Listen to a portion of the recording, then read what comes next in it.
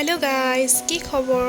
আপোনাৰ ভালে আছে নে আপোনালোক আজি মই ভাগ্যশ্ৰীয়ে আপোনালোকলৈ আকৌ এটা নতুন ভিডিঅ' লৈ আহিছো আজিও মই এটা ৰেচিপিৰ ভিডিঅ' লৈ আহিছো আৰু আপোনালোকে ভাবিছে চাগে নিশ্চয় যে সদায় সদায় এটা ৰেচিপি উপায়টো নাই ঘৰত থাকিলে আমনিও লাগে সেই কাৰণে ভাবিলো মোৰ যিকিটা ৰেচিপি ভাল লাগে আপোনালোকৰ লগত শেয়াৰ কৰো বুলি আহকচোন হেকলৈকে ভিডিঅ'টো চাও আৰু বৰষুণৰ বতৰতো পকৰা খাই খুব ভাল লাগে সেই কাৰণে আপোনালোকে ৰেচিপিটো চাব পাৰে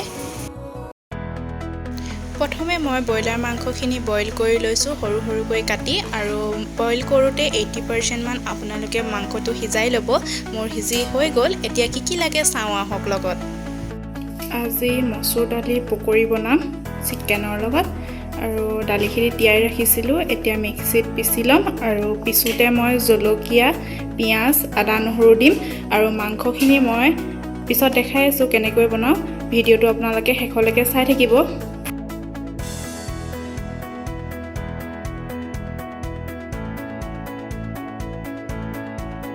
দাইলখিনি প্ৰথমে অকল দাইলখিনিয়ে পিছি ললো তাৰ ওপৰত এতিয়া কাটি লোৱা পিয়াজখিনি আদা নহৰু আৰু জলকীয়া কিটা দি আকৌ এবাৰ মই মিক্সিত মাৰি লম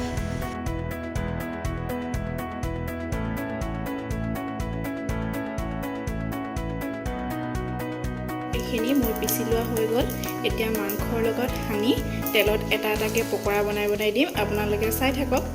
দালিখিনি পিছি লোৱা পিছত এটা পাত্ৰত মই উলিয়াই লৈছো আৰু তাতে মই জোখ অনুসৰি নিমখ আৰু ৰেড চিলি পাউডাৰ দি ভালদৰে হানি লৈছো আনফালে তেলত দি কেৰাহী এখন পাতি লৈছো ফলে মোৰ তেল গৰম হ'বলৈ দিছো আনফালে মই মাংসৰ আৰু দালি ভালদৰে হেনাই এটা এটা বল কৰি তেলত দি যাম আপোনালোকে নিশ্চয় দেখিছেনে বাৰু ভিডিঅ'টোত ভালকৈ এইদৰে মই এটা এটাকৈ এতিয়া তেলত ভাজি যাম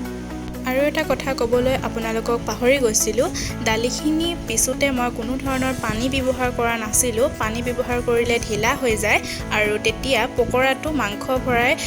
পকৰা বনাবৰ কাৰণে অলপ দিগদাৰ হয় সেই কাৰণে পানী ব্যৱহাৰ কৰা নাই আৰু ভিডিঅ'টো আপোনালোকে চাই থাকক এইদৰে মই পকৰাখিনি বনাই লওঁ আৰু আপোনালোকে পকৰাগিটা ভজাৰ সময়ত কম গেছত ভাজিব যাতে পকৰাগিটা দেৰি নাযায় মই কম গেছত ভাজিছো আৰু মাজে সময়ে পকৰাগিটা লৰাই থাকিব আৰু যেতিয়া ৰঙচুৱা হ'ব তেতিয়া ভালদৰে এবাৰ চাব যে সিজিলে নাই মোৰ সিজা হৈ গল এনেদৰে মই বাকিখিনিও ভাজি লম